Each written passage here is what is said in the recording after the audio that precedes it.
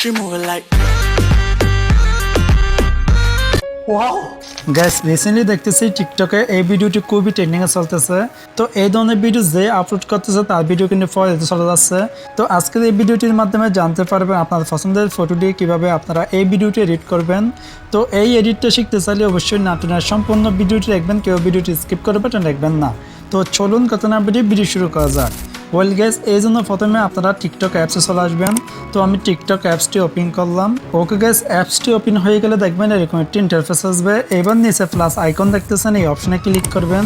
তো প্লাস আইকনে ক্লিক করলে দেখবেন আপনার ফোনের ক্যামেরাটি ওপেন হয়ে যাবে। তো এবার এখানে অনেকগুলো ইফেক্ট দেখতেছেন, এখান থেকে যে কোনো একটি ইফেক্টের উপর ক্লিক করবেন।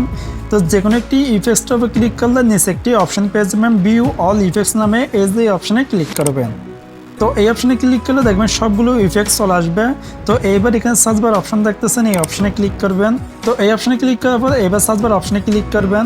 তো সার্চ বার অপশনে ক্লিক করার পর এবার এখানে সার্চ করবেন AI স্পেস MERMAID।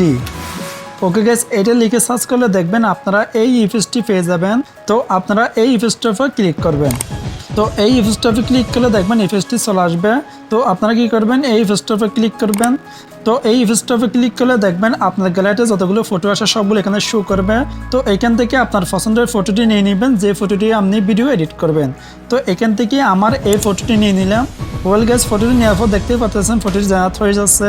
তো এখানে যদি 100 হয়ে যায় তাহলে দেখবেন আপনার ভিডিওটি কমপ্লিট এডিট হয়ে যাবে।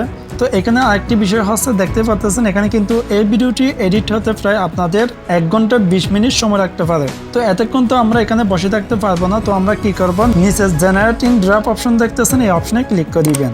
তো এই অপশনে ক্লিক করলে দেখবেন এই ভিডিওটি ড্রাগ বক্সে চলে যাবে। তারপরে আমরা কি করবো, এখান থেকে ব্যাকে চলে আসবো। তো এখান থেকে ব্যাক আসার পর এখান থেকে প্রোফাইল অপশনে ক্লিক করবেন। তো প্রোফাইল অপশনে ক্লিক করার পর এখানে ড্রাফট অপশন দেখতেছেন, এই অপশনে ক্লিক করবেন। তো ড্রাফট অপশনে ক্লিক করার পর এখানে কিন্তু দেখতেই পাচ্ছেন এই ফটোটি কিন্তু প্রসেসিং চলতেছে।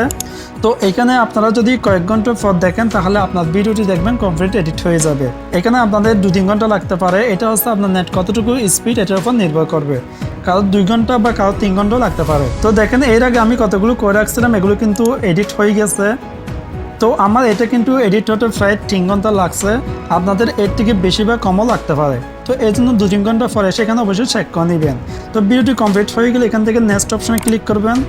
তো নেক্সট অপশনে ক্লিক করার পরে এবার এখান থেকে চাইলে আপনারা এই ভিডিওটি এখানে পোস্টও করতে পারবেন। তো টিকটকে কিভাবে ভিডিও আপলোড করতে হয় সেটা হয়তো সবাই জানেন, আমি আর দেখাচ্ছি না। সো গাইস, এভাবে আপনি চাইলে আপনার পছন্দের ফটো দিয়ে খুব সহজে এই ভিডিওটি এডিট করতে পারবেন। That thanks for watching everything in my video is informative and helpful for you, please like my video.